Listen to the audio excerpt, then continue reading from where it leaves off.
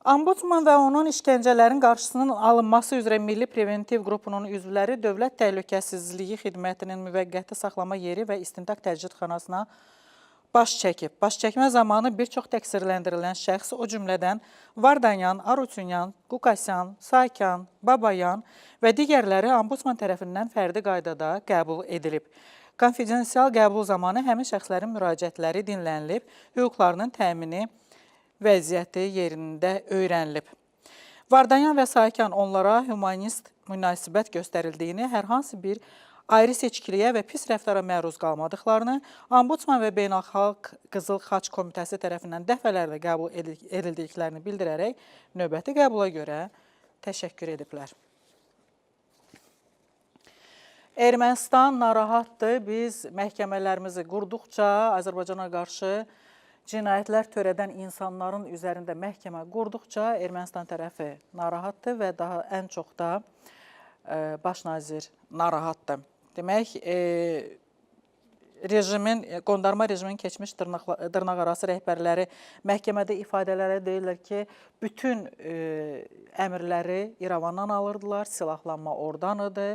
Bunların bu qondarma silahlı qurumları ki vardı, hamısı İrəvandan gəldi. Elə bundan da sonra baş nazirləri təlaşa düşüb, bütün mediaları başlayıb bu barədə yazmağa ki, güya bu bizim təcridxanamızda saxlanılan insanlar işgəncə görürlər. Amma onlar da hər dəfə deyir ki, elə şey yoxdur. Biz işgəncə də görmürük, bizlə rəftar da doğrudur. Bizim ombudsmandan savayı Beynəlxalq Qızıl Xaç da onlara baş çəkir və bilinir ki, onlar sağlamdırlar, onlara heç psixoloji təzyiq də yoxdur. Sadəcə olaraq məhkəmə qurulub.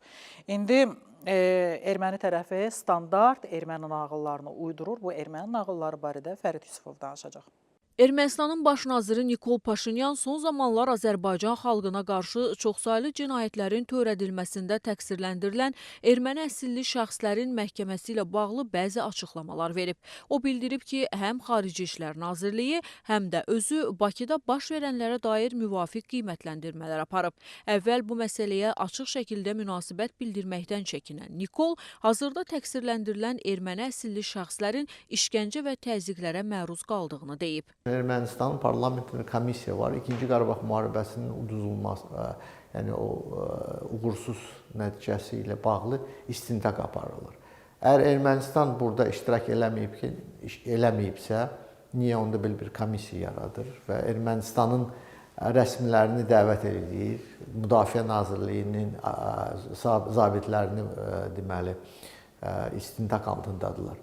Bu insanlar danışmağa başlayırlar məhkəmə zamanı və açıq-aşkar Ermənistan rəhbərliyinin Azərbaycan ərazisində törədilən hərbi cinayətlərə görə məsuliyyəti gündəmə gəlir. Və bunun məsuliyyəti var və məsuliyyət bilavasitə Ermənistan rəhbərliyinin boyundadır.